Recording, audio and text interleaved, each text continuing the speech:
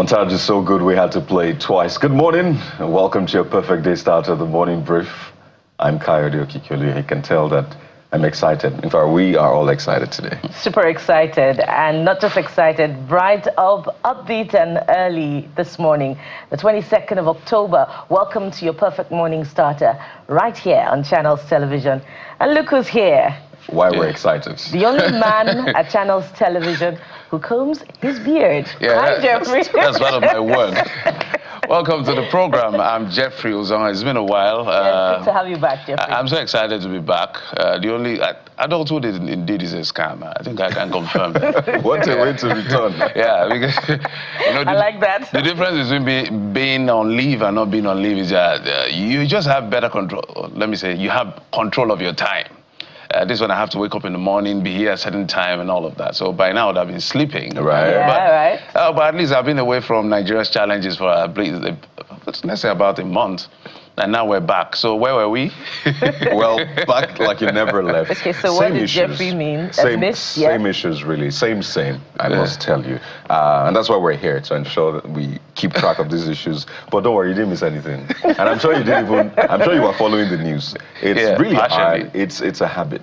Yeah. It's really hard. Even it's when really difficult. Wherever you are, even if you are far away on some island, you still find some way to check what's going on. And like, okay, don't let me check. Okay, let me check. The group keeps reminding. Apart from maybe Bukola did not even look at it at all. The rule doesn't always apply, not for everybody. Maybe for Jeffrey, Yeah, but at least you're in the group, so you see things dropping, and then you chance on television, you watch things, see on things online, and somebody's reminding you on social media. Yeah. Like I saw new defections. Well, those defections, they are not surprising to all of us. The only thing I don't like about those defections within their right is what I consider the lie they always tell us when they are defecting. Two things they say that I don't like to hear is within your right to defect. Defect as you like. More people can defect as they want. But don't come and lie to us and tell us it's to align with the center. That's a big lie. That's one. Then big lie. The people. When you now say in the interest of our people, you're lying. You know yourself, you're lying. That's not the interest of... say, okay, we're consulting. They're not lying. They lie. At least they're consulting with the people. The truth is that it's for personal interest. And there's so many things speculated. Oh, the APC may rig the election, right result in 2027. That's on one hand, those are the allegations. And the other part is the fact that they are not sure what's going on with the PDP, with certain spoilers in the PDP ensuring that maybe their nomination is not signed by the right person and all of that. But I don't like that lie of aligning with the center interest of the people. Chief, it's in your personal interest, and there's nothing wrong with it. Cardi, that's how you know that Jeffrey's back. Yeah, he's back, right? Yeah. And again, I said you didn't miss much. Because if you look at the news right now, it's almost the same thing that I've been reporting. Take the Niger incident as a typical example. This happened in January. Almost the same MO, falling tanker, people rush to scoop the fuel, and boom, you have an explosion. And this time, no fewer than 30 people have reportedly lost their lives, while about 40 others sustained varying degrees of injuries in a tragic tanker explosion that occurred in Niger State. The incident happened around 11 a.m., so it wasn't dark. In the Esan and Badegi communities along the Bida Agai Road in Kachia local government area of the state. Again, the same thing. Eyewitnesses say the victims were scooping fuel from a falling tanker. The vehicle suddenly exploded, setting off a massive fire that engulfed several people. You know, I can't count just how many times we have raised the alarm, we have screamed on top of our voices. In fact, there is this popular animation that Channels Television did, which went viral, I must say, explaining to people why it is dangerous. I mean, you assume that people do not know these things, or they know, but they throw caution to the wind because they see petrol and they think, oh, free fuel, I'll just scoop it, I'll make 5,000, 10,000, so let me do it. We had to go all out with that campaign. I recall the NOA also partnered with Channels Television on that. Time and again, almost every day you'd watch that thing 5 times or more. But we're back here, guys. And it's October. Just how many months away from or after that? And you know, it's a really sad one. You wonder, you know, what goes on in the psyche of Nigerians even after having seen, tanker fires. We recall the one that occurred in, I believe, Adamawa some months ago, after which we continue to count the number of bodies that went to that fire. But more importantly, we must remind the authorities at this point in time that at the beginning of the year, the NMDPRA did hold a meeting with stakeholders in the downstream sector. And it was decided upon that, tankers would no longer be carrying anything beyond 45,000 liters of PMS in order to curb the incidences of tanker fire explosions, the tankers turning over and spilling their content. Indeed, it was recorded that at that event, that at the beginning of the year alone, the first quarter of the year alone, Nigeria had recorded tanker accidents more than what occurred the entire previous year, 2024. So, and I also recall that a few months ago, IPMAN did announce that by October 1, they would begin to implement that regulation for the industry. So why has that regulation not, resulted in any significant result?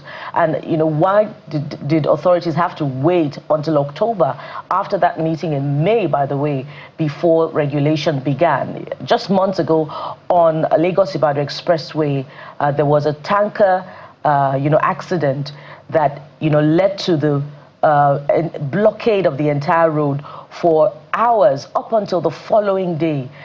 Thankfully, the casualties in that accident was not much, but we can't say the same of tanker accidents that we've experienced over time. Why can't the regulators hold to account, the companies that own this tanker accident? We've talked about training or the lack of it for the drivers of these tankers time and again. Why can't punitive sanctions be meted on those companies? Because we're talking about the lives of many families of Nigerians who have gone as a result of this, albeit untimely.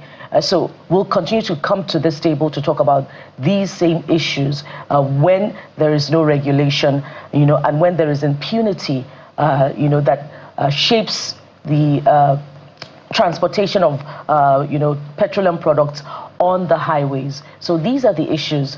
Jeffrey's back. Jeffrey.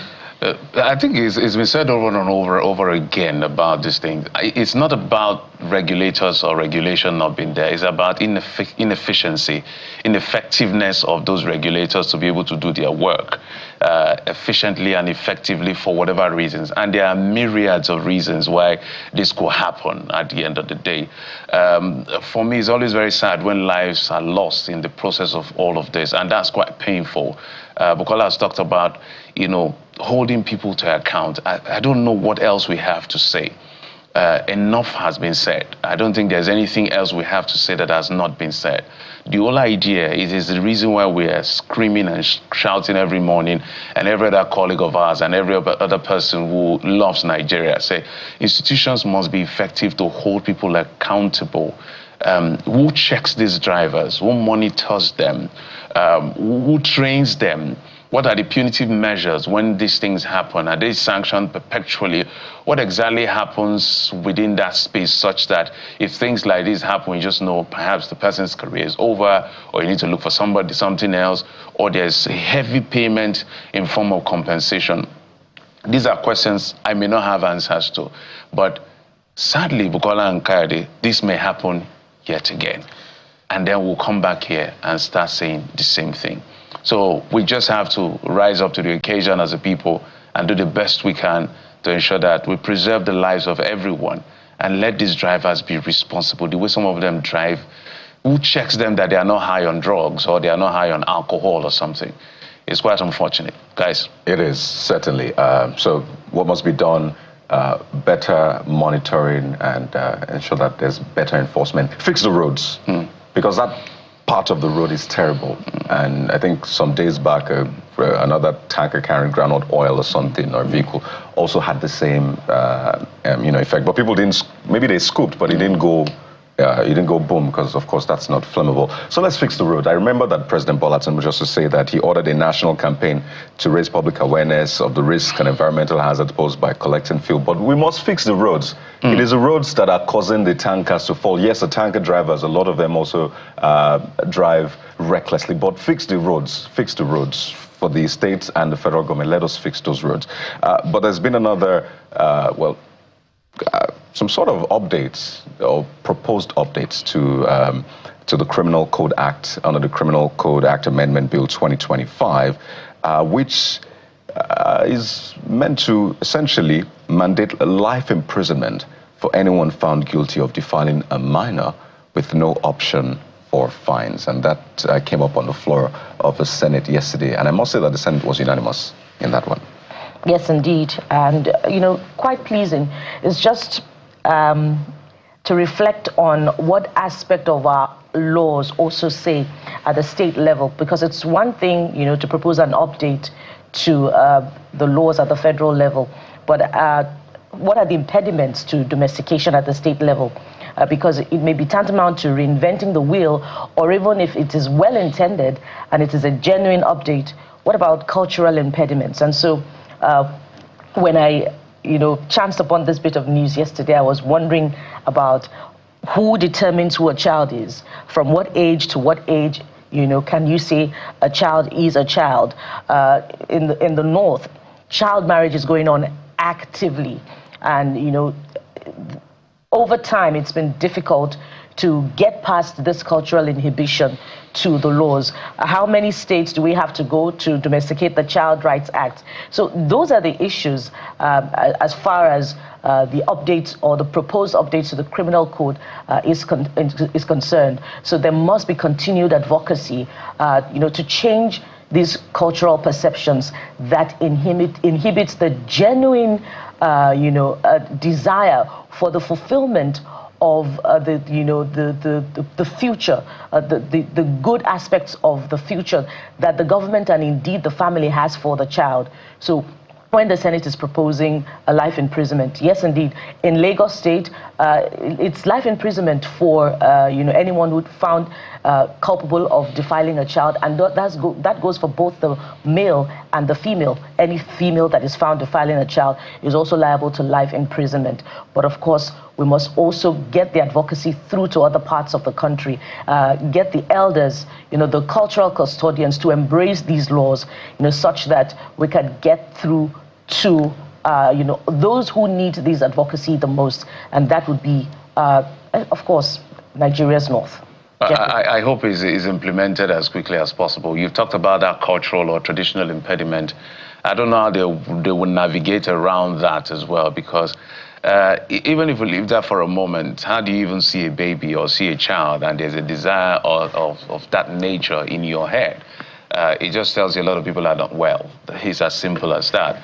And so if you choose not to be healed, the law now says you'll find yourself in prison. So I think the word is enough. Lagos has done a lot in that direction. And I hope every other state will. I remember when Dr. Fahimi was governor of Ekiti State, he did some great work as well as far as those issues are concerned. So every governor who is on top of their duty as far as this is concerned will continue to commend them, because it's just unheard of. It's just despicable, to say the least, to see how sometimes even fathers that defile their own daughters and all of that. It's just unimaginable, the things that happen in the world that we live in. So if this recalcitrant behavior cannot be corrected by simple natural instinct, then the law will take its course on all of that. That is what this law is really all about. But we must extend it to our brothers and sisters in the North, as to be able to manage all of this around the nexus of child marriage, which is a big issue. And then when we be able to do that, then I think we can say we're ready to prosecute and deal with characters like this, whether it's a male or a female, guys. Absolutely. So we're not ambiguous. Who is a child? Section 277 of the Child Rights Act defines a child as a person under the age of 18 years. Simple. Now, to that clause 2.1, the proposal, it says any person who detains a man or boy, a girl or woman against his or her will in any premises in order to have unlawful carnal knowledge of him or her in a brothel or any place commits a felony and attracts a minimum jail term of 10 years on conviction. So yeah, we're not ambiguous, we're clear on what the law says about that. So we'll see how this plays out and how it is implemented, because you see, this on conviction bit is usually the tricky part. Yeah. And we could talk about taking the advocacy to security agents as well, because that's another critical aspect of implementation. More often than not, you find that, those who are defiled, who have cases, they're unable to pursue their cases to a logical conclusion, either because they do not have the funds to pursue those cases, or because maybe they even have the funds, but you find allegations against security agents who align with those who have been arrested and become suspected perpetrators, to amend charge sheets or to even let them off the hook in the first place. So beyond taking the advocacy even to the custodians of culture, to get them to buy into it and become he for she's in the campaign against sexual and gender-based violence and for the advancement of the cause of the girl child, you must also get a lot of training and reorientation for the security agents as well. So there's so many sides to, of course, getting to implement effectively the laws in favor of the cause of the child, such that we do not come back and continue to lament that the laws are just there, an abundance of it, but in actual fact, implementation is a mirage rather than a reality. So really, those are the issues, and that's why I'm not particularly excited about it, because we have an abundance of laws, but they're not effective. Hit the nail right on the head. Let's remind them again, a child is anybody less than 18. So that is not ambiguous. So that, like other clients, when you see somebody who is maybe way more developed than the person is expected to be, please ask questions. Maybe kids now will be carrying their IDs, so you're very clear. You don't get carried away from wherever you see them. If the law holds sway, you will go to jail. Yeah. It's as simple as that. And please control your urges. But just before we switch gears, we must touch on this, that the Minister of Aviation and Aerospace Development, Senior Advocate of Nigeria, Festus Keyamo, he has directed that all airlines in Nigeria must henceforth allow serving military personnel to board aircraft first, ahead of even first or business class passengers. According to him, this decision recognizes the selfless service and sacrifices made by men and women of the Nigerian armed forces. And a lot of people have commended this, but they're also quick to say that just how many soldiers can afford to purchase an airline ticket? And that's a good question. Kaidi, I know that you're a very regular traveler. How often by road? No, by I do a lot of roads. You do a lot of air travel. How often do you encounter military personnel, either at the waiting lounge or inside the aircraft? It's a very beautiful question you asked, Bukola, and I'm serious. The only time I really see them is when they are waiting at the arrival area to receive. Some people who are not even military personnel. You see a lot of them, 5, 6. At some point you're thinking, wait, is there like an emergency, security emergency? But no, they're actually waiting to receive the family members. And you see them helping with the bags. That is honestly when I see them. I mean, the Senate just recently said that they should increase the pay, saying they have minimum wage ranges from 50 to 60,000 naira. So maybe we should also think about using it for road transport, maybe at the bus parks. Do we allow them board? Because that's where most of them actually get transport. And I did have an exhaustive conversation with the Deputy Chairman House Committee on Army, Honorable Geu, of course, which, by the way, will come on hard copy later tomorrow at 8:30 p.m. on Channels Television. And he said those, considerations are at the proposal stage and that they will come through. But the sad part of it is why they're still at the consideration stage, why they've not been implemented. Because last year, I recall we had that conversation with the CDS, who, surprisingly came through with the sum that, junior officers in the Army earn, which is dismal, and we should have moved from that point. Do right by men of the armed forces who ensured that we keep our eyes closed and, they defend Nigeria, and they're intervening in the war against banditry and insurgency. So we must get the proposal for improved remuneration for men of the force to go through to implementation. And it's so critical because they have family members, and of course, they pay the ultimate price sometimes, which we really hope does not happen. We will always commend the military for their service. I was coming from Abuja, I think when I was going also, I think I saw 2 military men, and so you were asking a question, how many times do you see them? You rarely see them. For those who travel, I think it's just common sense to give this special, treatment, if you will, to persons who they made a choice, and the choice is simple. We are ready to lay our lives down for you. It's not everybody that is willing to do that, no matter how much you want to pay some persons. So I think it is long overdue. We did not need the scale of a coup or whatever, whether it was true or false, to be able to say we will, be able to treat our military well. We've been screaming at the top of our voices for a very long time. Not just the military, the police. You cannot give people guns and not pay them well. So what options is there left for them? Because the kind of hardship all of us are complaining is the same. They are also complaining about. They don't go to different markets. They don't go to... So whatever form of treatment we can give to them to just tell them thank you. When I see a military man, I see a politician, thank you for your service. Because you could see the person today, tomorrow is no longer there. It's a choice he made for the interest of our country. Whether it's a bus stop, an aircraft, wherever, a queue, you want to buy something. We need to appreciate this. We know there are some recalcitrant elements amongst them, but the bigger picture is that a lot of them are responsible people. So we must commend the minister. This doesn't need anything special. It's just common sense that if you see somebody who is serving, just give the person priority. If it's easy, you go and serve. So we thank them for their service because we expect a lot from them. Yeah. This is the least we can do for them. Absolutely. By just saying, okay, I came before you, but because you're serving our country, move forward. And that's just about it. Absolutely. I wonder, do we extend this gesture to the police, NSCDC? That's what I say. Everybody who bears gun. So we should also do it for them. Yeah, everybody. Allow them board first. Yeah. Police. Yeah, everybody. NSCDC. NSCDC, yeah. FRS. Yes. Never. Are they risking their life? Yes, FRS. Yes, they are. Did they have the gun? On the expressway. They don't bear with weapons. But they also do a job of work. No, with the greatest sense of respect. I'm just talking about people who bear guns, who are in combat, situations at any point in time. FRS, I don't think they are ever in any combat situation except. So, yeah. What about LASMA? Okay, well, if you're not in the line of fire.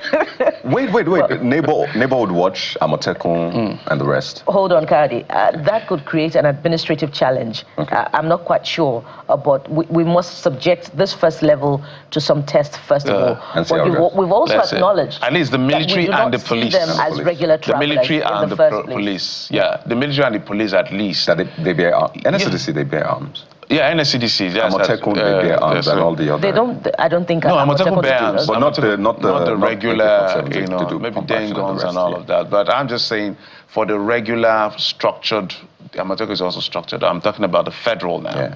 The police, the military, whether it's Air Force, Army, and all of that, Navy, and then the police. All of these people who.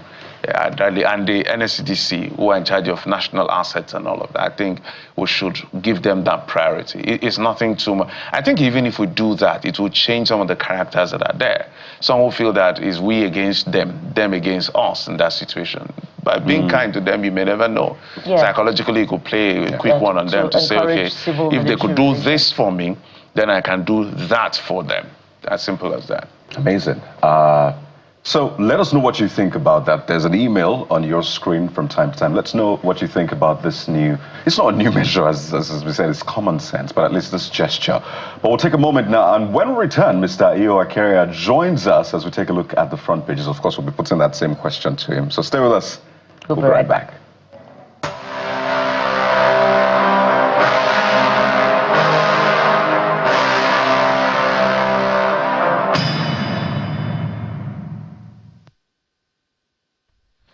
Mr. Ego Akereka joins us. He's a member of the Nigerian Guild of Editors, a journalist. He joins us from our Abuja studio. Mr. Akereka, thank you so much for coming on the program. But before we get to... Good morning, Jeffrey. Good morning, good morning. Before we get to the papers, we'd like your quick take on this directive by the Minister of Aviation and Aerospace Development on prioritizing passengers who are serving military officers whenever we're boarding and perhaps boarding the aircraft. Well, it's interesting. I was listening to your conversation this morning, very interesting conversation. I'm sure that is topical. Most Nigerians would be interested in this. But taking it forward, I would, in my view, yes, it's a good initiative by the minister. The minister has been doing quite well in the Ministry of Aviation, and he's taking the right steps. This one is, I must tell you, is top-notch thinking that he has just brought on. But yes, you talked about the salary and all of that, and those who come to the airport to receive high-profile individuals. You know, for me, I would think that beyond just giving them access to the aircraft, why can't we also consider appealing to the airlines to give service personnel discount? If a flight ticket costs 200,000, for example, you can request a service personnel to pay half of that amount. So you give a rebate of 50%. Maybe that will get many of them flying, you know, rather than just say, okay, anytime you see them, let them come in first before any other person. So the other question is, do they even have the resources to fly? So maybe to really show that we are committed to this, we appeal for discount, or the government can give some kind of support by providing discounted air tickets for them. So that's my thinking really this morning. But overall, it's a fantastic initiative. They've laid down our lives they laid down their lives for the rest of us. Every day we read reports of fallen servicemen. Just day before yesterday, I guess, a lieutenant colonel was killed in Burma. That is the battalion commander of 122 tank battalion. He was killed along with some of his soldiers. And that is what happens every time you have to look at the fight against insurgency and insecurity across the country. So even if you pay them salaries, like you earlier mentioned, how much will you pay a man to sacrifice his life? You know, it is the height of human sacrifice to lay down your life for others to live, for others to sleep, for peace to be in your country. So for me, when I see even policemen, I thank them. I thank soldiers when I see that. I thank the men and women who have the courage, the bravery to lay down their lives for the rest of us. It is something every Nigerian should key into this morning. It is something every one of us should support. Great initiative. And I'm sure when we do that, of course, there will be some reciprocity from them. They will appreciate that. Mr. Akereka, well said. And I say the eyes have it on this particular discount you asked for. I think it's a brilliant idea. Now, I'm sure the minister may be listening or will listen later.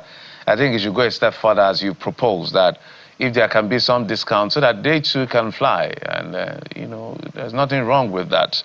I think it's a welcome development. Let's get to the Vanguard newspaper. Is where we'll start off from. And it leads with the protest that happened in Abuja. Court remands Kanu's lawyer, brother, 10 others in prison. And we have a couple of rioters there. Defendants chanted war songs. That's the allegation by the police for their arrest. I'm safe but still in Kuje prison, Ejimako. Wabara demands release of Kanu's brother, others. We are mimicking democracy, that's according to Farrell to me, I think it's headed here. False police judiciary. Action Aid Amnesty International condemn assault on protesters. Ms. Akereka. Well, it's unfortunate that we are at this bend again. Protest is a fundamental right. You know, I have a civil society background myself as president of the CLO. I think that the government by charging them to court, for the police to intervene violently, forcefully, firing tear gas and chasing them around the streets in Abuja, arresting them and taking those arrested to a magistrate court, remanding them in Kuje prison. That is the height of, for me, some kind of legal recklessness on the part of the authorities. They weren't carrying any stone, any sticks, you know, and they are just protesting that it is time to free Nnamdi Kanu. In the first place, can we even evaluate the trial of Nnamdi Kanu generally, Mazi Nnamdi Kanu? He's been in detention for about 5 years now, and he's been fought and back. For me, I would commend the current Director General of the DSS, Oluwatosin Ajayi, who is committed to prosecuting this matter. He wants to see an end to it. He wants to bring a closure to it. But unfortunately, the judiciary itself, I do not know the interest in this Kanu's case. The judiciary itself is dilly-dallying. You know, at one point, judges will recuse themselves. It's either the lawyers will ask judges to recuse themselves, or the judges themselves will just stall the matter, and then the matter starts de novo, starting afresh. It's been fought and back. We've had the Federal High Court order the release of Nnamdi Kanu. The Appeal Court upheld the judgment of the Federal High Court for his release, and the federal government will file fresh charges. What is the interest of keeping Nnamdi Kanu in prison? The last time there was the president exercised his prerogative of mercy by proposing the release of over 190 detainees. Most Nigerians thought that Nnamdi Kanu would be on that list, but he wasn't there. Now, if he's not there, why not just fast-track his trial and let us put a closure to all of this? The protest organized by Showore, it is the height of frustration by many Nigerians who are just simply tired of having Nnamdi Kanu behind their bars. You know, there are people who are even getting amnesty from the government. We are talking about, we have people like individuals, terrorists, who have killed people whom the government is waving the olive branch at, asking them, you know, to come for rehabilitation, granting them amnesty and all of that. I can't recall any time I saw Nnamdi Kanu physically bury any arms or commanding some group of people, leading them to shoot at people and kill people, take over communities. Yes, he set up the Biafra radio where he was broadcasting messages that, you know, that has the content of incitement and all of that. Yes, that is it. So, but if government feels that's an offense, prosecute the man and let him have his jail time if he's convicted. But keeping him there, I do not think it is in the interest of anybody, including President Bola Ahmed Tinubu, who himself is also trying to cut the Southeast. This morning, I will call for the release of Aloy Jimakov and the 10 others that were detained in Kuje prison. The police was overzealous. It was not necessary. We've seen several cases, including the contemporary protests, whether in Nepal, whether in the United States, whether Morocco, everywhere where the police, you see the police providing security for protesters and not actually attacking them, shooting tear gas, beating people up physically. When you do that, you know, then if the protest takes on a violent dimension, it's a razor blade balance. If you are not careful, it can tip to the other side, where more citizens can join the protest and it can get out of hand.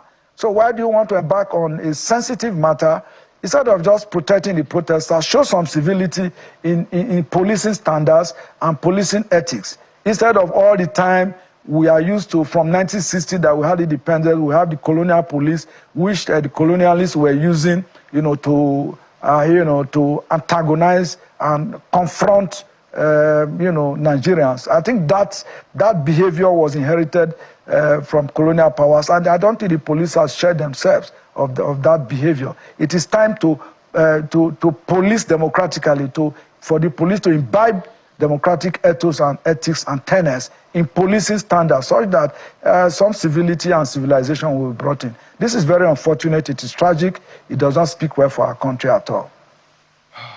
Well, Mr. Carrier, let's go over to the Guardian newspaper. And the attention of the Guardian newspaper is on connectivity this morning.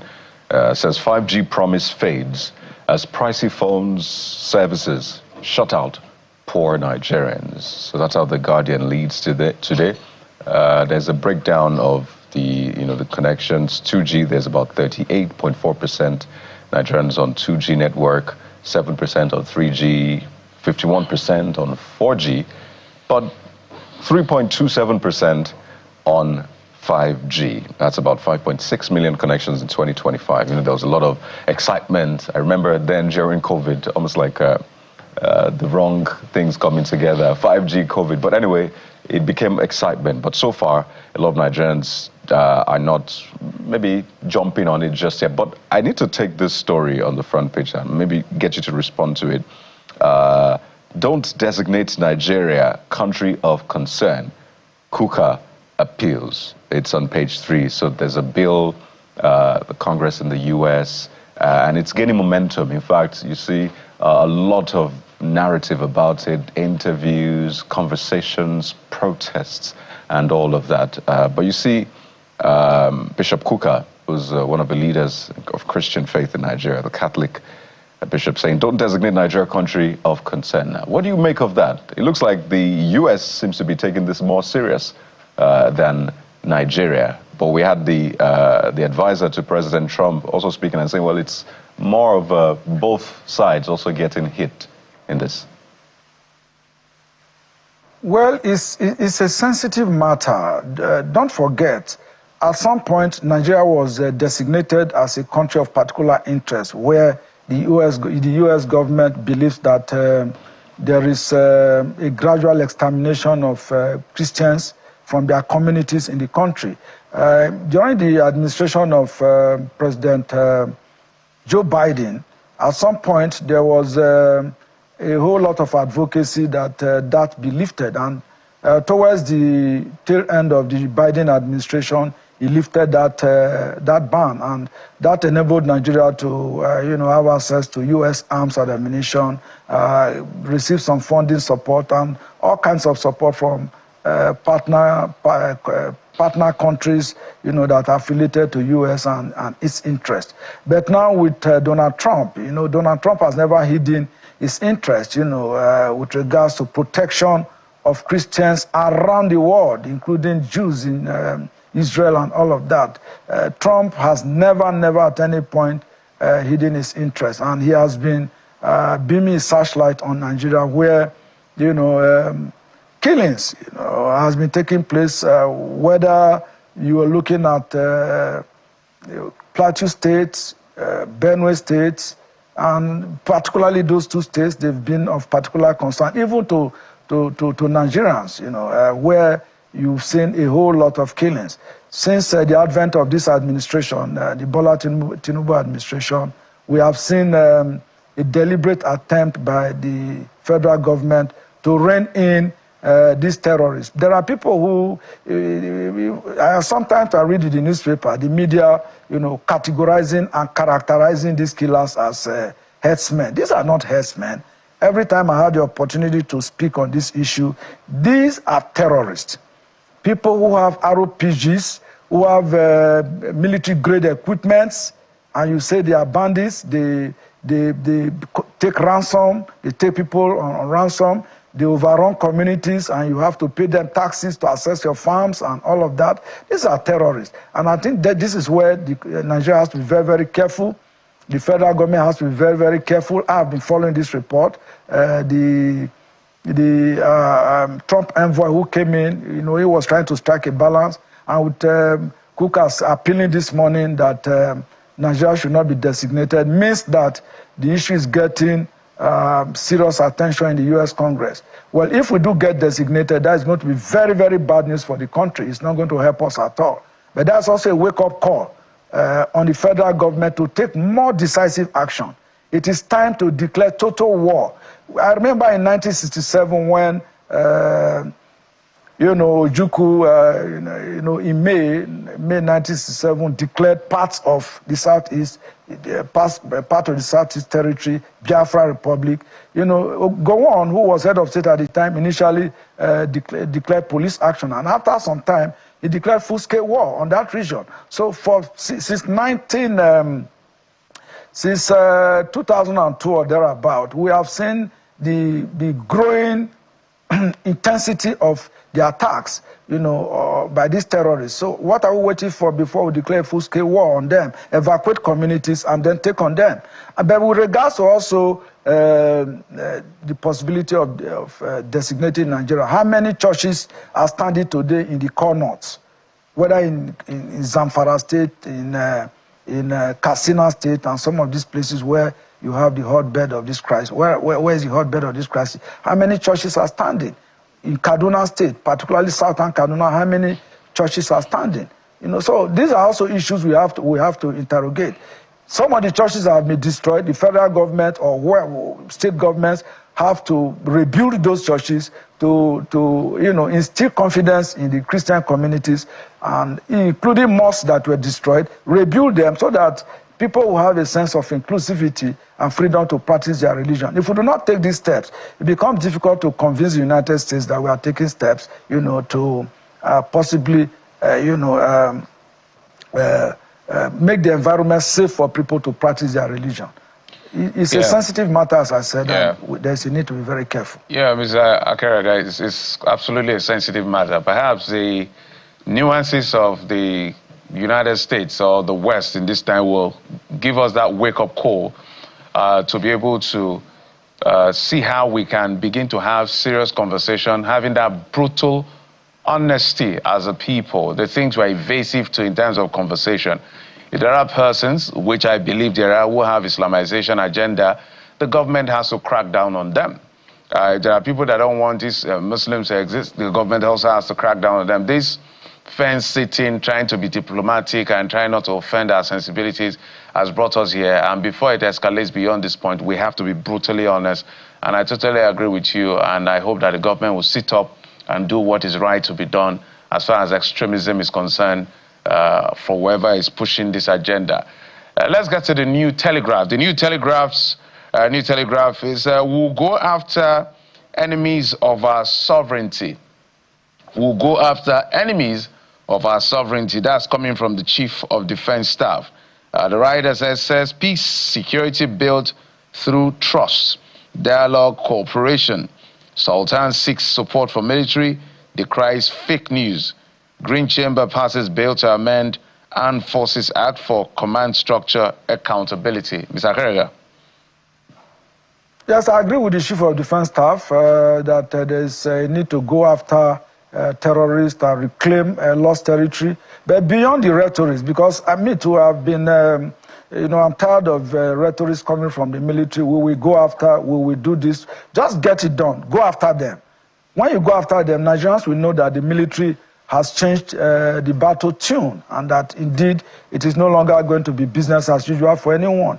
Rewarding people with, some form of amnesty, trying to engage in dialogue. I do not subscribe to, the strategy of engaging terrorists who will come to peace meetings, slinging their AK-47 rifles, some carrying RPGs, and you say you are discussing peace with them. What kind of peace is that? And the military sees all of this. So are we saying that these small bands of terrorists are stronger than the Nigerian armed forces? I think it has to do with the political will to take on them and crush them once and for all. I will appeal to Mr. President this morning, give the necessary directive to the armed forces of Nigeria. I am confident the Nigerian armed forces is one of the strongest in Africa. They have the equipment.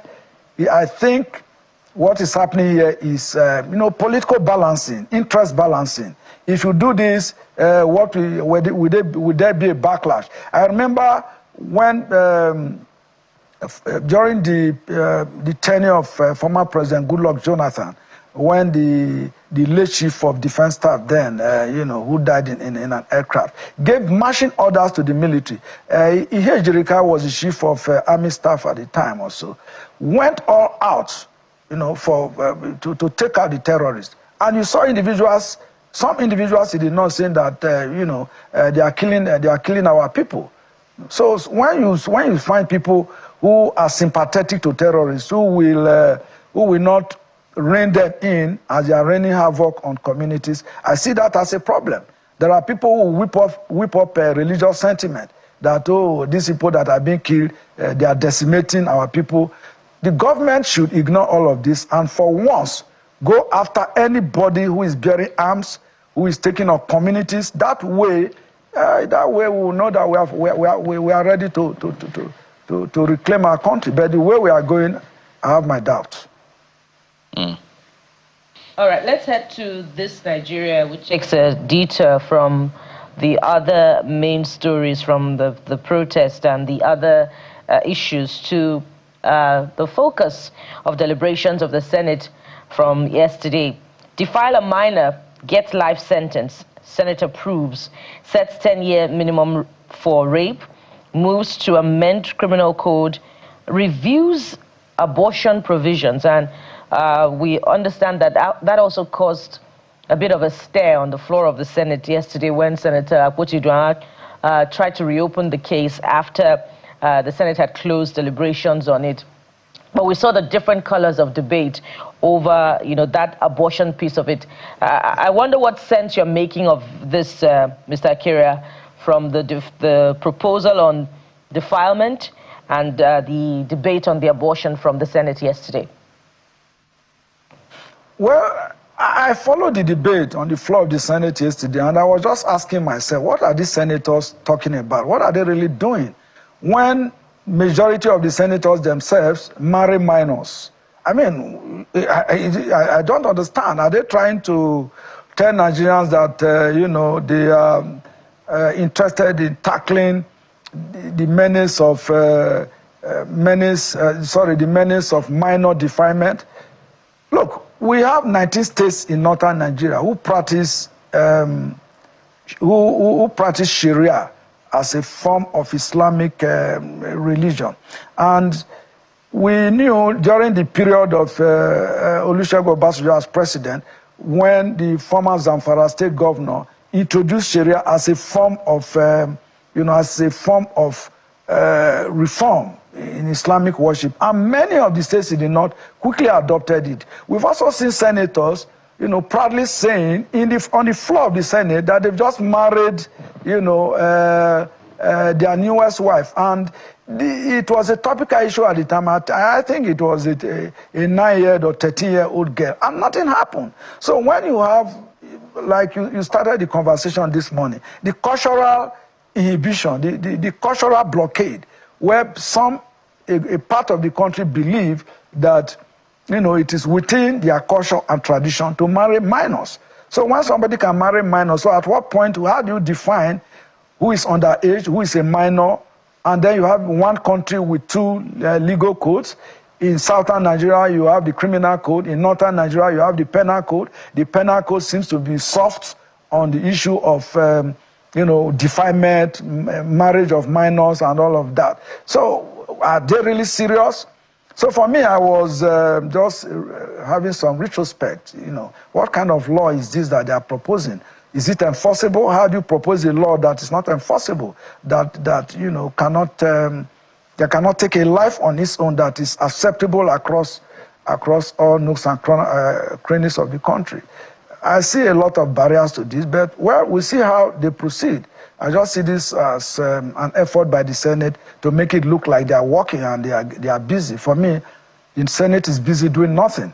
The economic challenges confronting the country is quite enormous. Poverty is serious. I want to see a Senate that is addressing these issues, that is making laws that can put money in the pockets of Nigerians, that can alleviate the poverty level of Nigerians, that can grant more access to out-of-school children, that can raise the standard of quality of health, access to health facilities, fund education properly, and not pursue some vain legislation that is unenforceable. 19 northern states, 12 of them, 12 of the 19 that you mentioned have expanded Sharia to include the Islamic criminal law. So it's 12 of the 19 actually that have it really ingrained. And I'm sure a lot of these senators would, because a lot of them are not here to defend themselves, but a lot of them, particularly when you say majority, will say, well, maybe that's not us. But that point has been taken. We've had a lot of them also speak in support of it. But just to put it in context, that 12 of the 19 states have Sharia, and perhaps not majority of the senators practice that. But I must also add that, Mr. Keria, isn't it interesting that it was unanimous on the floor? All of them agreed to it. So isn't that interesting? Does that lend credence to the fact that a lot of them have changed? There's no absence of laws in Nigeria. The laws have been there. The laws punishing defilement of minors have been there. So, but for some of those senators who married minors in the past, what happened to them? We've seen, these things are there. The reports have been there. If you go into the archives, you see the reports. The names are not hidden. The names are there. So what has happened? It is one thing to pay lip service. Everybody can agree that, oh, this law, we like it, you know. Well, we want to see, let them pass the law, and then we'll see how it is enforced. But I'm just worried that some of the first victims of the law would be elites, Nigerian elites, maybe including some of the senators themselves. You know, so we'll see how, like I said, we'll see how it goes, how we proceed from here. But I'm not excited that because it went, you know, you have the law, the proposition had unanimous support backing, and that it was adapted if it's even going to see the light of the day. Because at some point, you will see some senators proposing that it should go into an executive session to have a review of the law. Now, the extant law that is prevailing, to what extent have we enforced it? Have the police enforced it? Have law enforcement agents enforced it? I remember Bukola, you know, at the beginning of this of the show, also talking about the complicity of law enforcement agents, how they let you know, some of these abusers go away after maybe they part with money, compromising the system. So it is an elite problem, basically. Yes, that is not to say that we do not have a few cases of people, individuals who are not privileged, also getting involved in this very obnoxious and condemnable practice. It is in India. It is one of the highest crime in India, where you have rape and people abusing minors. You know, in Nigeria, it is also gaining some form of traction. It should be severely punished. But my worry is the cultural barrier, the cultural inhibition to this law. If we can address that cultural barrier, then we might be making some progress. But in the absence of that, I have my doubt, as I said earlier. Well said, Ms. Eigo Akarega. As a matter of fact, as you were talking about it, I just thought to myself that I have a saying that everything rises and falls on the poor. So try and be rich in every legal way possible. I'm telling you. Absolutely. Eigo Akarega is a journalist and a member of the Nigerian Guild of Editors. Thank you so much, sir, for coming on the program. We appreciate you always. It's always a pleasure. It's always a pleasure. All right, we'll take a quick break. When we come back, we'll get to a very interesting another part of the conversation that you'll love to be part of. Join us in just a moment to find out. We'll be right back.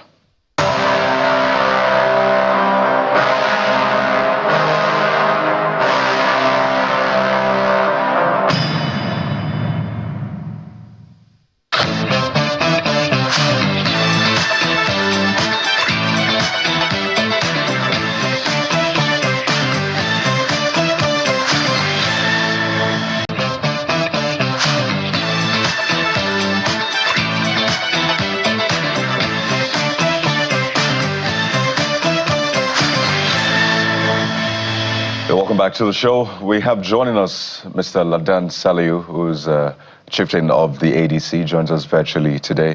Hey, welcome to the program.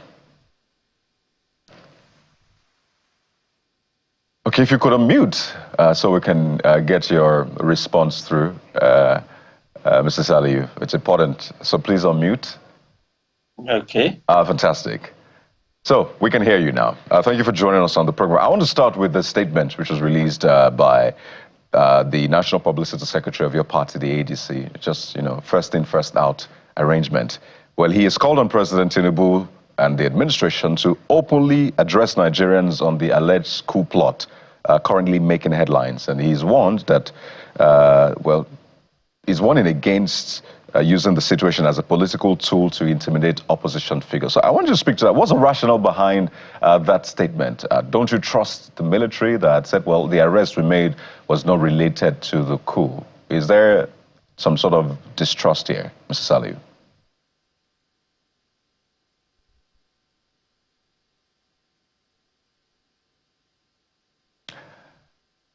Well, Mr. Saliu, now we can't hear you. So maybe just tap the button once.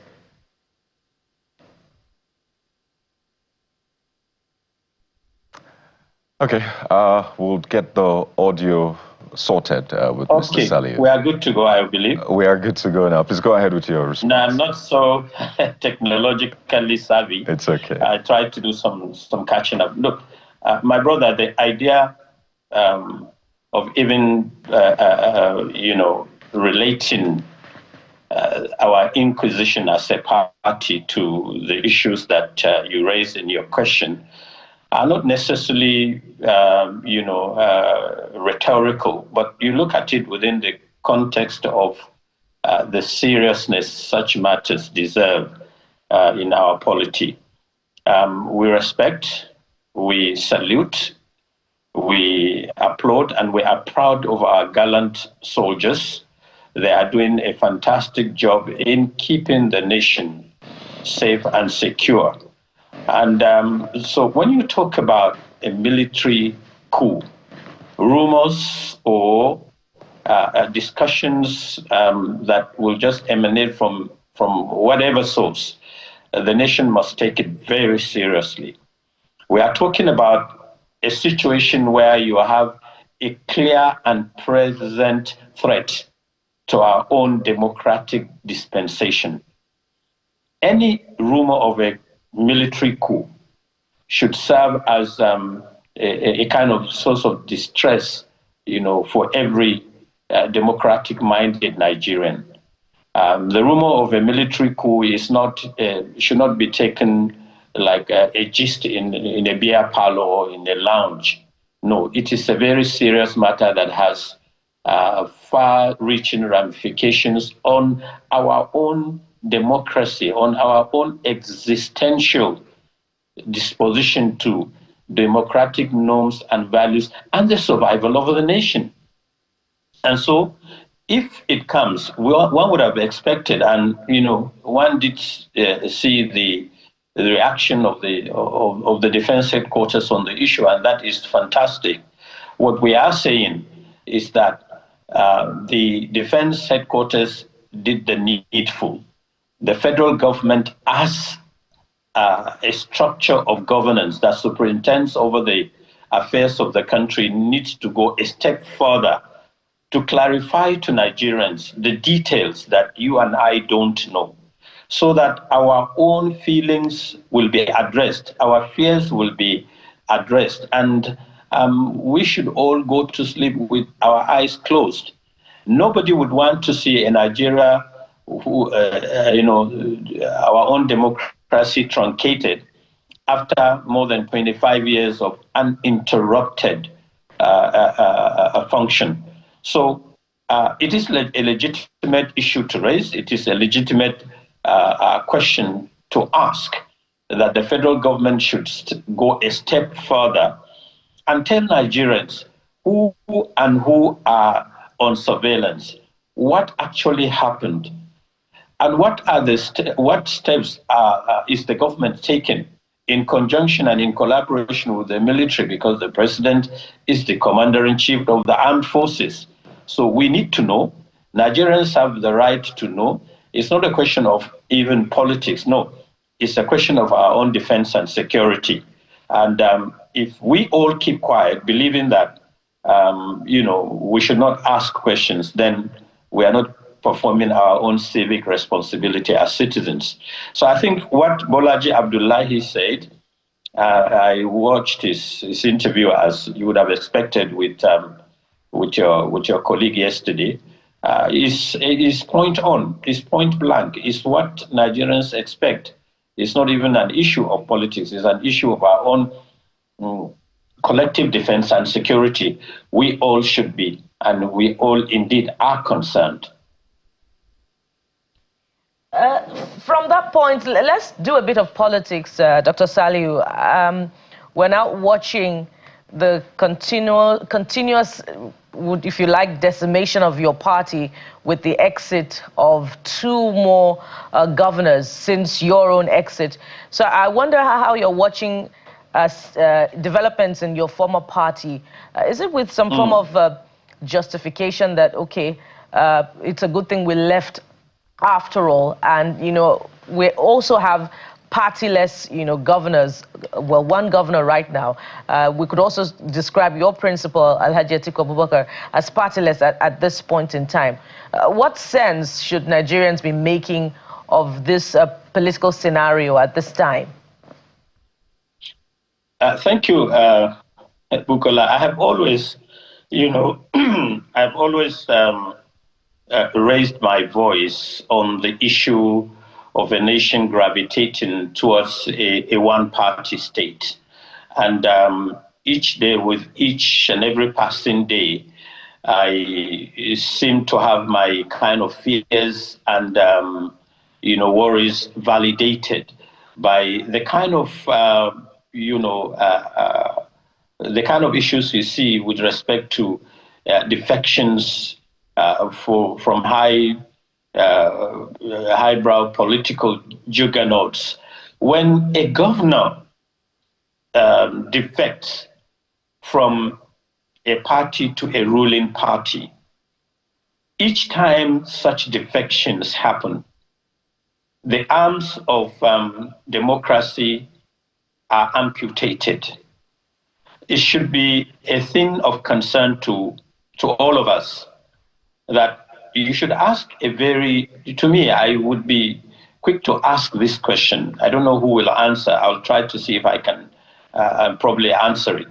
And the question is, why should a governor like the governor of Akwa Ibom, you know, defect to the APC from PDP?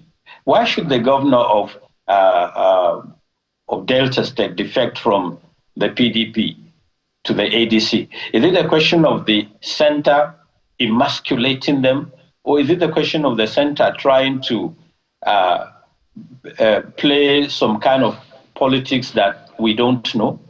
It's certainly not a question of funds, because Akwa Ibom, as we speak, has the highest kind of allocation from, you know, oil resources, the revenue allocation. If you look at Delta, they are also in the same frame.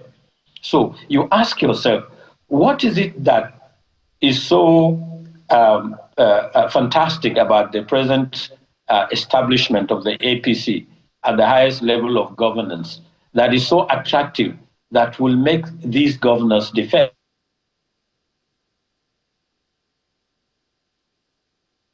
Oh dear. Just trying to... Similar questions that we're asking as well at this point in time, and trying to make sense of it all. We recall that the former governor of Bayelsa had reacted to his successor's defection and asked the same question. We hope that we can get Mr. Ladan Salihu, you know, back to continue his line of thought in that regard, as we continue to reflect on the continuing defections. And if you've watched conversations as well in the last 48 hours or so, you'd hear politicians also saying, in fact, more governors are exiting the People's Democratic Party for the APC. Well, would it be for the APC? But that looks like the likeliest destination amid, the political, realities at this particular point in time. So, Mr. Salihu, are you back now? Oh, Dr. Salihu is not back, but okay. Jeffrey, that's the reality. I have a lot of questions for Mr. Salihu. And when we talk politics, so a couple of the time, Bukola, is to the effect that, look, I don't like pretending when it comes to talking politics. It's as real as it gets. And you can't also take away the game element in politics. So I don't get surprised when politicians make political moves. It's their stock in trade to make political moves. It's in their own best interest. They assess the situation and they decide.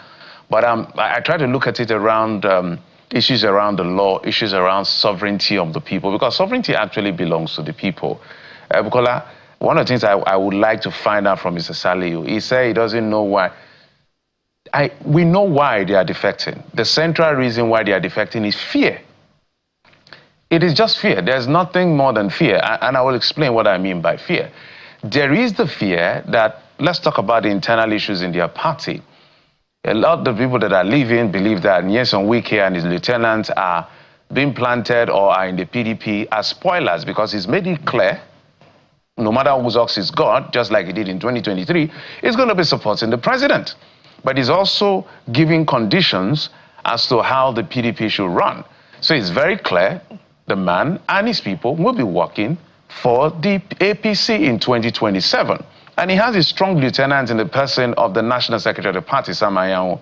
So that in itself is making the people who are governors, who have lost grip of their own political party to one individual or to a set of individuals, maybe Wing at the vanguard, to say, okay, if they decide to be in the party, for instance, now, and then somebody else signs a nomination form, that could, technicalities could happen that may make them lose their seat. So that is layer number one fear. Layer number two fear is to the effect that the allegations and the speculations that this election in 2023 may not be free and fair. The results will be written by the ruling party and all of those things. So it is centrally fear, which you can look at it broadly. So that's why I wanted to ask Bukola, I wanted to ask Mr. Akarega how founded or unfounded these fears are. That's on one hand. On the other hand, is to the fact that I'm just worried about, I also want Mr. Saliu to speak about the courage of the political class, the governors we have now. I think there's some sense of lack of courage in the PDP by the governors in the PDP. The man they are gravitating towards, which is Bola Tinubu, our president, all the odds were against him. Bola Tinubu has literally never had it easy as a politician. As governor, the odds were against him. The federal government was on his head, literally. They denied him allocation because he stood firm and stood his ground. When he tried to work with Obasanjo, before I know, the party lost all the seats in the Southwest. Bola Tinubu stayed in his party, rebuilt that party alone with other people, began to make inroad in the Southwest and built relationships across Nigeria. He did not run away from his political party. He was the only man standing, but he stood there and he did the best he could. And look at him today, he's the president of Nigeria. In fact, people had speculated that even the former president, God rest his soul, did not want him to be president. But he stood his ground. But just a little shaking in the PDP, these governors are running away. One man is shaking them, they're all running away. You know, but Jeffrey, the FCT minister did push back on, in fact, through a mockery, more like last week, on his critics who say that he's the one fomenting trouble and destabilizing the party. He said specifically that they're the ones now coming or going to the APC because he's still in the PDP, by the way, and that they should commend him for working hard for them. So the question really is, if indeed he's the one, you're saying it's a political statement, but let's give the FCT minister the benefit of the doubt. But if indeed the governors are unwilling pawns in a game being played by the FCT minister and the APC, do they realize that they're unwilling pawns in this mighty chessboard of the APC and the PDP? And if indeed they realize that, you know, why are they unable to express their own will? Let's return to Dr. Saliu. Dr. Saliu, I'm sure that you've been listening in on our conversation while we try to fix that. So go ahead, Dr. Saliu. Okay, look, let me say this. The PDP, to me, is the architect of its own misfortunes. Over the years, first of all, there are, you know, lists of endless missteps which the party, undertook, and it's very frustrating. Even when I was a member of the party, to see a party losing the presidential election, did not find it necessary to sit down and make an in-house analysis, a SWOT analysis, to look at the areas of challenges, the constraints, the limitations, and the setbacks, and the way to and the way forward. the party did not even produce a result, if you like, an analytical results across the national political canvas to identify where, manifest failures existed and to apportion blame or to make corrections or to produce a compact result that will give you a kind of political dashboard that will tell you this is where we've gone wrong. This is how you need to make amends in the coming elections. And then on top of that, of course, you have the issue that you just discussed, the issue of the FCT minister and the, and the G5 or G4 governors or whatever. To me, they existed just as an unnecessary distraction, but then the party did not take, radical steps to address the issues of discipline. Why should a one-man riot political squad, the FCT minister, be a kind of a leprous finger on the party? Why should he be seen to be going roughshod and creating problems along the line? And the bigger or the big men of the party, the chieftains, the National Working Committee, and all those that are concerned with enforcing discipline will sit by and watch such things unfold. And the more they refuse to take actions like they did, the more others, found it necessary to exit the party, because it would mean that there are things, the members and the rank and file didn't know. And not a lot of people will put up with that kind of attitude, the shenanigans, and the and all the other contending issues that have caused attrition, causing destruction in the party. Now it is for the PDP now to sort this out. Coming to the issues of the ADC, I am convinced that now looking from the outside, the ADC still remains the option for a new, Nigerian political reawakening. Look, we are not having a country together that is politically, that has cultivated the kind of political socialization that we all want to see. We want a multi-party democracy. We want a democracy that is strong and viable. We want a democracy that can deliver good governance. And we want a democracy that we can all be proud of, so that you can look at Ghana, you can look at Kenya, you can look at South Africa and beat your chest as a Nigerian that our democracy is also working. But what we have today, with the gale of defections, with the gale of, with the kind of missteps, like I said earlier, but the kind of political setbacks that we have on our democracy, you call it defections. No, I call it political setback, because those that defected recently have no reason to leave their party for the center. They are naturally endowed, they are strong, they are viable, they have access to their own share of the national revenue resource. So you ask yourself, what will be the attraction for them to say, okay, that they are leaving their party? Okay, they've left. What else? Lazy politics, politics of catch your catch as your ego can allow, and the politics of just frisbee politics. I mean, I have to come in now because of time, but just quickly, wouldn't you have been happy if they were coming to your party instead? I'm sure you want that. In fact, you had boasted that, don't worry, we have a lot of heavyweights coming to our party. So wouldn't you have been happy if they had come to your party instead? Just in 5 seconds. We'll be happy if they do. We will be happy, because it will be a realignment of political forces that will bring about a change that is in dire need in our country. Right. But when you defect to a party that is giving Nigerians, if you like, literally a setback, it's not a kind of renewed hope. No, it's a kind of renewed hopelessness, in my view.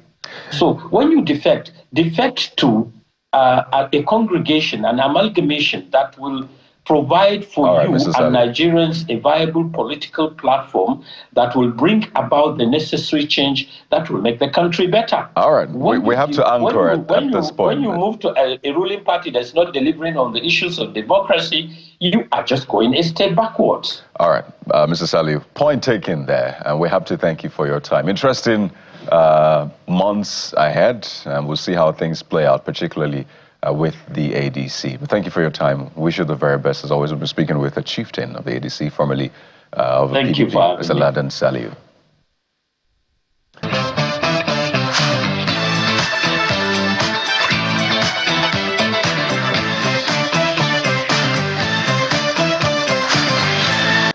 Well, let's switch gears now and talk about the Constitution. It's been a lot of conversation, a lot of work on Nigeria's Constitution over the past 20+ years. We're close to yet another constitutional amendment, but there have been other suggestions as to how to deal with this looming question of Nigeria's Constitution.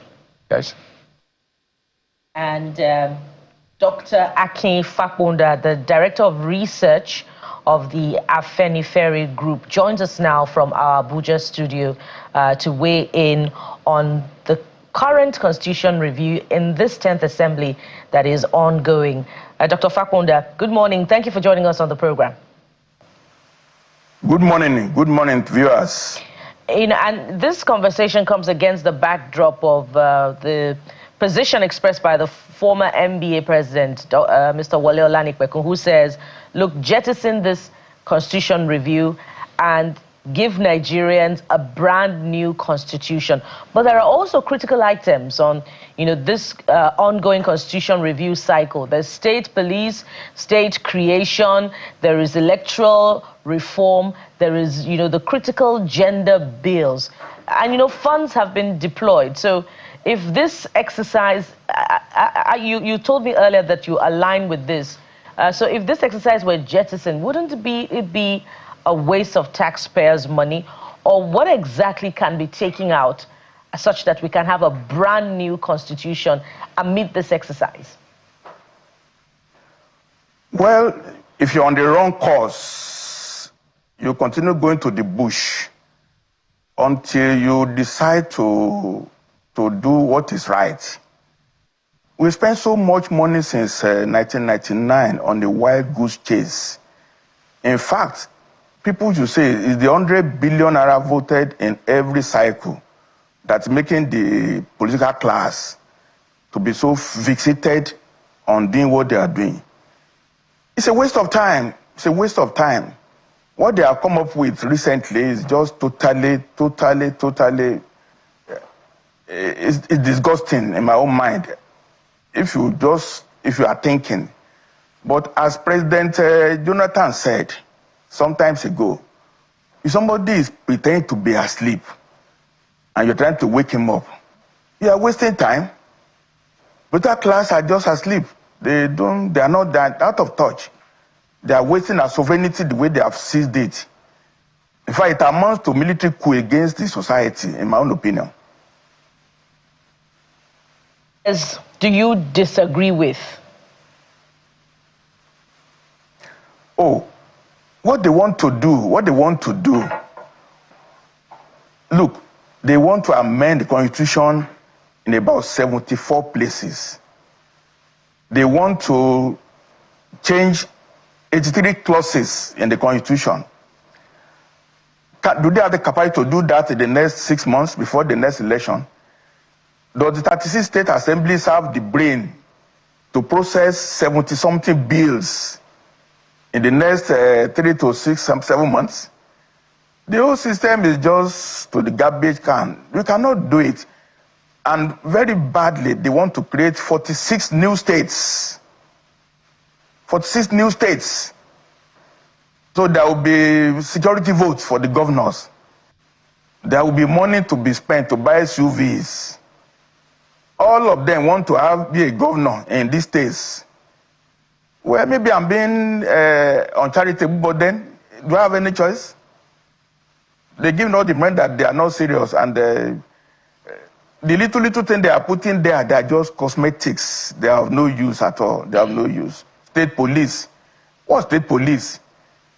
They're going to need to be decentralized entirely. But Mr. Fakunda, won't a brand new constitution be as laborious and time-consuming and finance-consuming as well? No, no. We are in agreement on what is to be done. Myself and my brother Wolola Nipekun, along with Olisa Agbakoba SAN, we are in the same league on what is to be done. It's so simple. Very, very simple. If the political class decide to wake up from their sleep. And the first thing to do, the constitution we have now has over 300 clauses. That's useless. It's supposed to have no more than 30 pages where students can memorize the constitution of the federal government of Nigeria. The constitution also mixes everything, local government with state government, with federal government.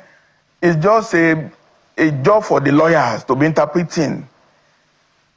If you let me go into it, we just need to make 4 changes, only 4. And there will be a bill to defect by Mr. President if he's willing to act in national interest. I must say that the president is pretentious, thinking that he can be doing transactions, a little contract, a little road, a little tax bill.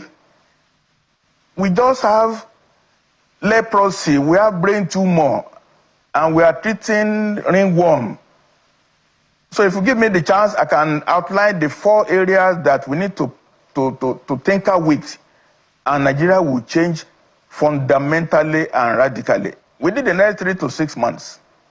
We're going to allow you do that. I think your thoughts actually aligns with what the learned circle, Olisa Agbakoba, has been screaming over. I think he wrote a piece that I have a copy of ahead of June 12. I think he wrote it on the 5th of June, and it's a fantastic piece. I think everybody should take a look at his thought.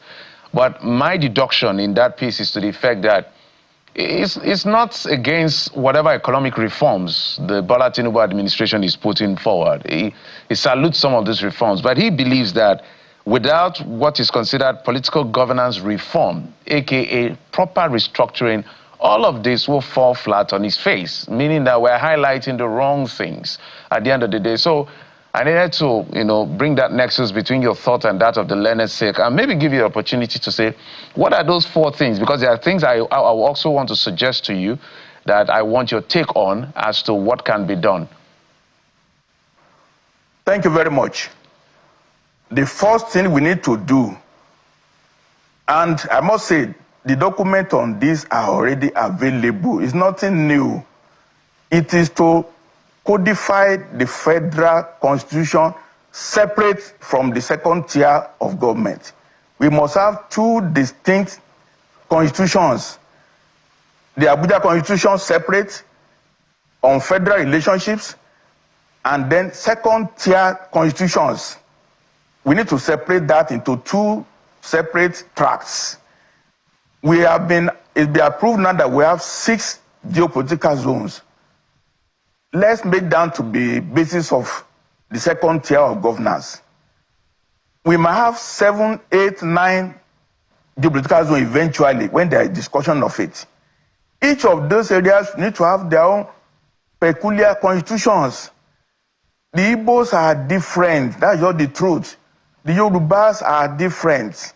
The Jaws are different. The Fulanis are different. The Hausas are unique. Each of them must have their own constitution to reflect the way they want to run their lives.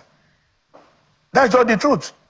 Once you have done that, the third thing is to now go into the 68 exclusive items that we have now. We don't need to have more than 12 items in the federal constitution of Abuja. The rest, 46, should just go to the 6 or 7 or 8 geopolitical zones at the base of their own constitution. Once we have done those 3, it is now to set up a referendum or referenda panel the draft to reflect what I've just said now is available. Olanipekun has it. Agbakoba has it. Even I have it. I have the draft. I can produce it on the fly. A panel now to put this before Nigerians for discussion. After about 3 or 4 months discussion, the results will be collated and there will be a referenda. That's all that INEC needs to do. We will now go have a new system, a new framework. Abuja has no business with roads, with schools, with hospitals. They have no business at all. Only foreign relations, only passports, only currency.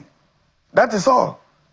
Even the military architecture will be decentralized to the 6 or 7 geopolitical zones. That's how they so elegant, and it can be done within the next 3 to 6 months. So that the next election, people will compete in their respective zones. This one that political class is going around trying to kill each other to be in Abuja to control oil blocks. We seize. The North will control their gold. The South will control their IT. The Igbos will do their own. South will let them control their oil. The temperature will drop down drastically. 4 items that need to be done within the 3 to 6 months. But President Tinubu is pretending as if he's running in Nigeria just from Abuja. So the argument is totally an error. Just a moment, sir. Just a moment, sir. Brilliant idea you shared, and these ideas have been shared over and over again. So 2 questions. Why do you think that successive governments have constantly been evasive to facing restructuring such that there is resource control at the subnational level explicitly or expressly? Why do you think they are evasive to it? The second part is the Bola Tinubu administration will argue to the effect that there is some form of a pseudo-decentralization. They are talking now of state police. They are talking of, when you talk about the tax laws, you see the way they reshuffle the issue of VAT, not just from HHQs of companies where those companies are located, now where these things are consumed. They've talked about the issue of development commission being proliferated across board. So there's, in their view, perhaps is in an indirect way of decentralizing power. What do you make of these 2? First, why are they evasive? Second, the Bola Tinubu approach to restructuring. The way you attain power determines how you behave. When you take form for 100 million just to apply for position, 100 million, and you spend 3 billion naira to run for office, first, you invested in running for office. You need to get the money back. And we are at midterm now. They are busy now amassing money to run for the next election again. That's the system we have now. They are all just in a trance. So some of them are my friends, senators. Some of them sold their houses to be in the Senate now. They paid 3, 4, 5 years rent in Abuja at 10 million per year. They need to recoup the money. And the godfathers of Nigerian politics, the cabal running Nigeria, not in government, those enabled by the military class who got oil blocks, they don't want to give up the way they control Nigeria. They don't want to give it up. They want to say, you will make you a governor, you will make you a senator, and you, godfather. The godfathers are not giving up on the way we are. They have to be defeated. It's not a tea party at all. Then as for the cosmetic things, look, everything has a value now. It's just a waste of time. We are in the wrong course. Until something will happen, the way, I mean, look at this week now. They're talking about some military push. We have instability. Nature abhors instability. In fact, many more things will happen next year that will show that we are not stable. But a little exchange rate, a little reform, we are not going to be at peace. We are not going to be at peace. All right. This clearly is, an expansive and interesting conversation. We could have drawn, similarity or maybe converse differences from the APC's document on constitution review as led by former governor of Kaduna State, who has now defected. But we must anchor at this point, and thank you very much, Dr. Akin Fakunda, Director of Research of the Afenifere Group. Thank you for coming on the program. Thank you very much. Thank you. Good morning. We'll take a moment now. When we return, we'll return to our conversation on party politics. This time we'll be speaking to another politician who has defected from the PDP to the ruling party. So let's get different perspectives of what is to come in the coming days. Stay with us. We'll be right back.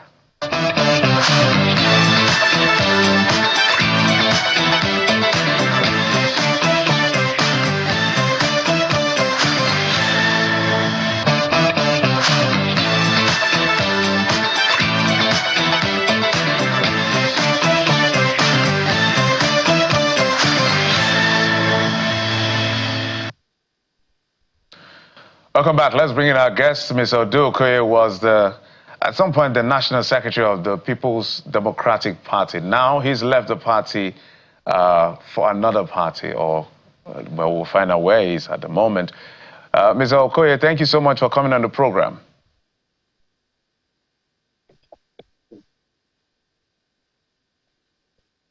Ms. Okoye, if you can hear us, kindly unmute your device so we can hear you as well. Okay, so Mr. Okoye, if you follow the ever intriguing with PDPs, like every day, one day, one drama. There was a time it was Samayanwu versus Ude Okoye, so who is the national secretary of the party. Well, all of that is now history, because at some point Mr. Okoye sat in that seat, or was to sit in that seat. Then eventually things got to courts, and, you know, it was just a murky situation. Well, Mr. Okoye has now actually left the People's Democratic Party, and that's why we're bringing him in this season of gale of defections. Mr. Okoye, thank you so much for coming on the program.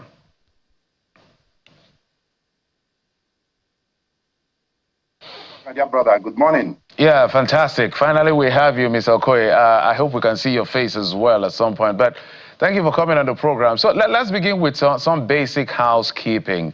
I do know that at the very height of the controversy about you being the national secretary of the party, given the decision of Mr. Samayanwu to run for governor of Imo State, where he lost and came back to occupy the seats, the argument as to whether or not by the law of the party, he's supposed to resign or not resign, or it was just a gentleman's agreement. We all know how all of that ended up at the Supreme Court and where we are today. So I know where I'm going to with all of this. There was a time where the Southeast Caucus has said, if the PDP doesn't respect the decision or the choice of the Southeast Caucus to allow you to be the national secretary of the party, that there may be defections. And now we've seen we've seen the governor of Enugu State and all of that. Is this you guys making true the threat you made the last time?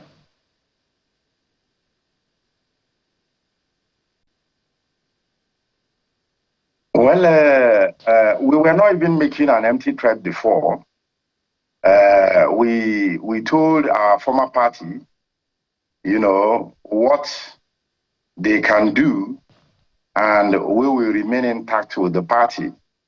That statement wasn't made just to made as an empty threat.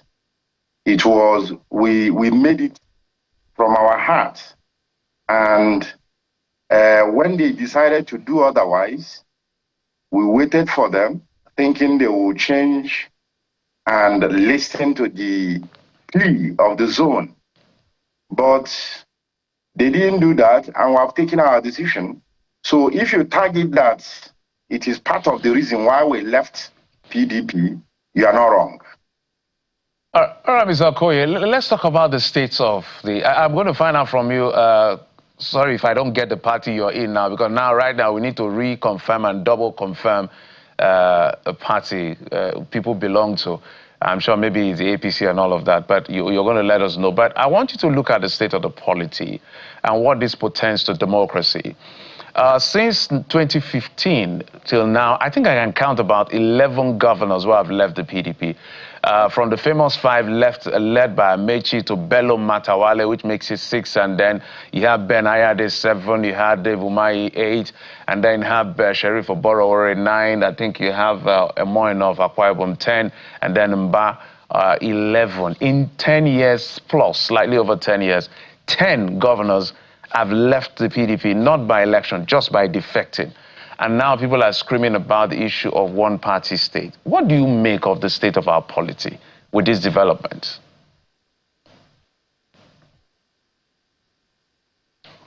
Well, number one, I am a full-fledged APC member. I belong to APC. Secondly, the issue of defections and, you know, the effect of that defection, I want to let you know that the current situation in the country. Hello, are you there? Yeah, go ahead, please. We're listening. Go ahead. Ms. Are you getting me? Yes, go ahead, Ms. Okoye. All right. The network was somehow breaking. What I can make out of it is not that we're having a one-party system. We're not. We have more than 100 political parties in Nigeria. The issue is that the opposition parties are not behaving like opposition party. You can't be in opposition and be chasing yourself. Opposition should be a correctional center for the ruling party, where the ruling party will be corrected from. You know, you whip the ruling party, you know, on the right track.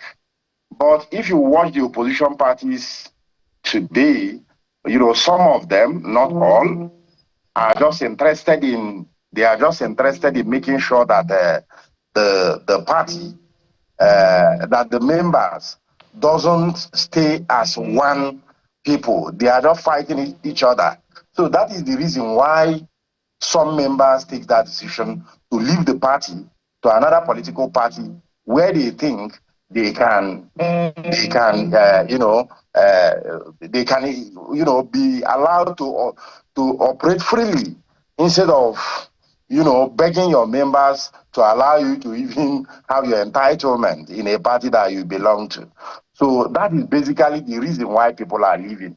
It's not because Nigerians or maybe we are moving toward one political party. If we are, watched recently, the INEC registered about 15 political parties. If I'm not wrong, but I know they registered some parties recently. If we are one political party nation, why will they do that? So we're not. It's just the character, the character of every political party. All these people you see that have left PDP, they didn't just leave because they decided to harm the party. They left because of the party. Some members of the party who think they are bigger than others are trying to, you know, choke them. So they have to look for somewhere that they can operate freely. That is it. It's very interesting times we're in, politically speaking. But I want you to maybe look into what's happening in the PDP right now. Yes, there was that whole messy situation between you and Mr. Sam Anyanwu, who's the national secretary. Right now that you've left, there's also a big scandal. Allegations around his signature being forged in the letter sent to INEC. The party said no, all within the same party. Is this something you saw a lot while you were in the PDP, the whole allegations of forgery, while letters actually forged when you were there as well? Is there anything you witnessed that lends credence to what is playing out now there? My brother, I can tell the entire nation, you know, to ignore allegation of Sam Anyanwu is baseless. That has been his character. You understand? I don't believe that there was any forgery in PDP. Even though I'm no longer a member of the party, I'm not trying to defend the party. That has been his character, even when we were talking about that appeal court gave judgment affirming me as the national secretary of the party. He was just busy. You know, if you could remember, there was a time he alleged that myself and the national vice chairman Southeast, that we forged even the constitution of the party. You understand? We went to Nigerian police that time in FCT Police Command. We asked that the person that petitioned should appear. Till today, police couldn't see the person anymore. Till today, every time he alleges my signature was forged, my signature was forged. So it is always forged when he has returned back to his boss and his boss gives him a counter,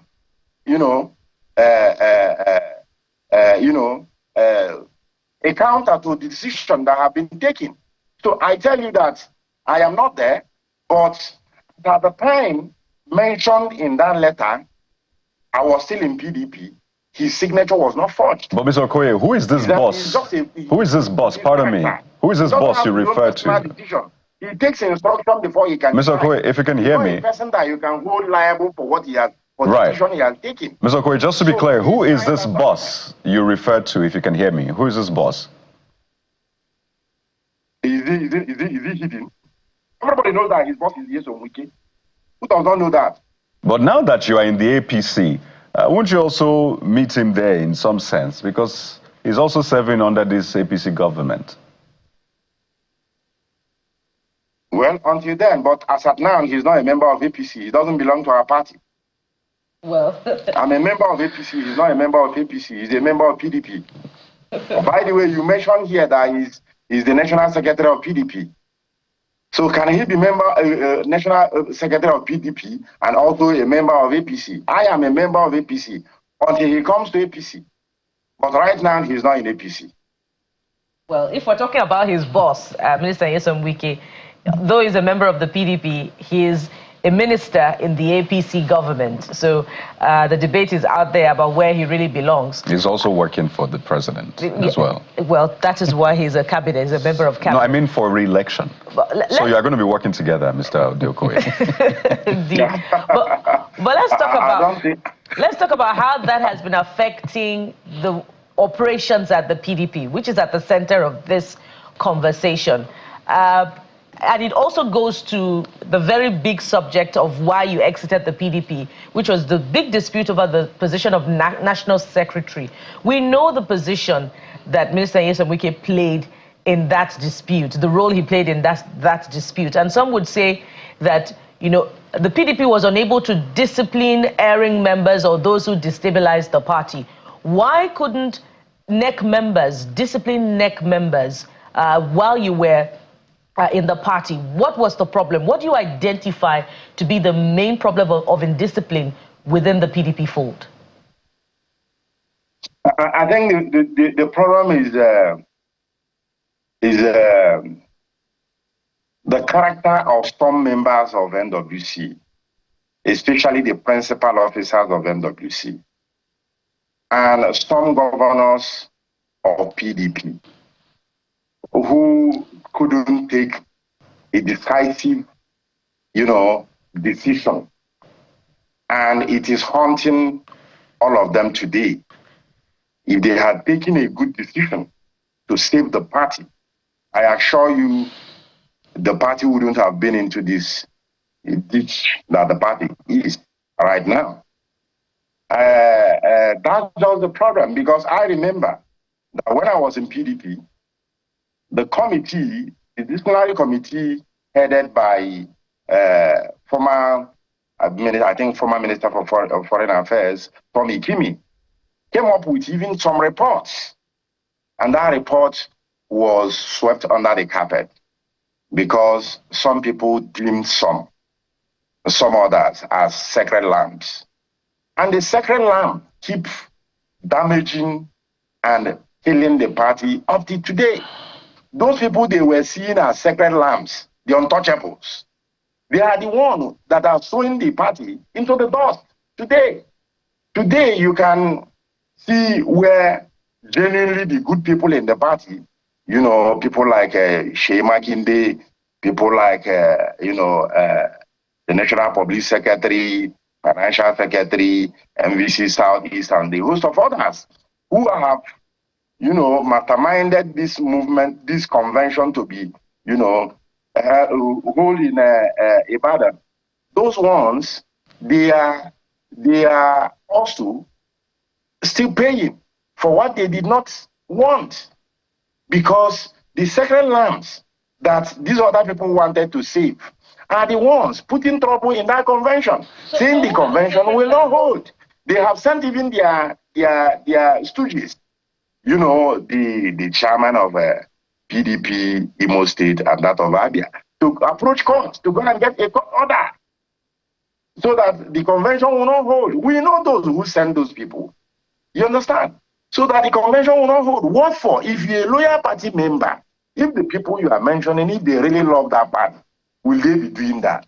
Those people were thinking that, oh, in those days, it's Pitamba and Udokoye that are being chased. Nobody was chasing only two of us.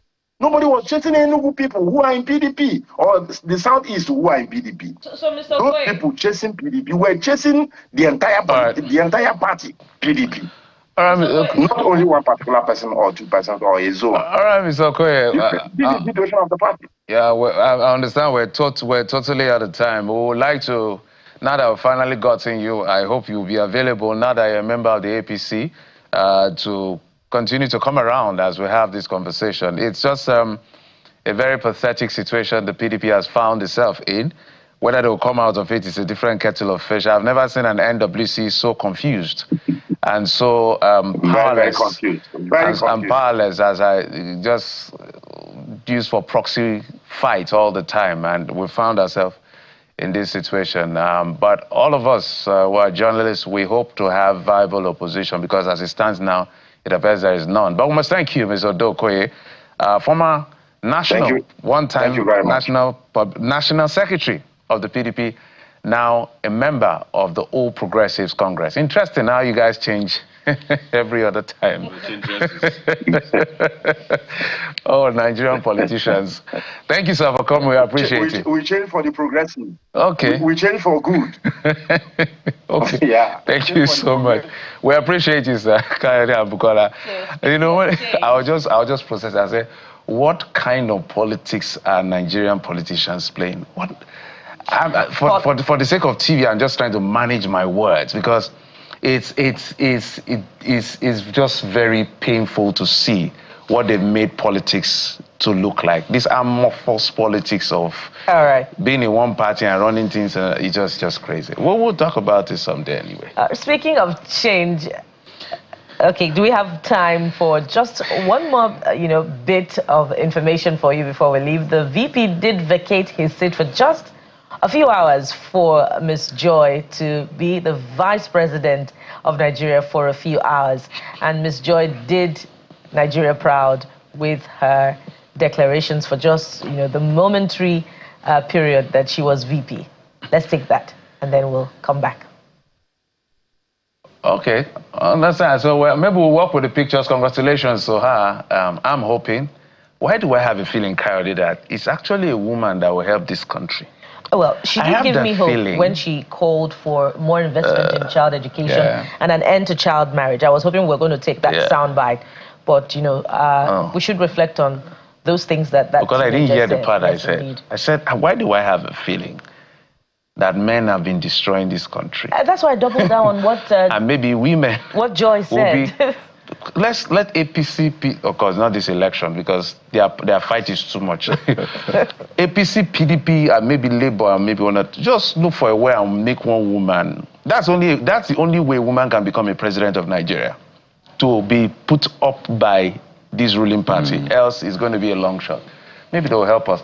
But guys, thank you so much for being part of the program. We must thank you for your time and company. I'm Jeffrey Uzama. Bye-bye. Sunrise Daily is up next, so stay with us. I am Bukola Koka. By the way, a very happy birthday to Kayode. Oh, today's your birthday, so we're turning up, right? We're turning up. Let's turn up. Happy birthday, man. Thank you very much. And thank you for being a part of the show. I'm Kayode Okikiolu. Sunrise Daily is next. Goodbye.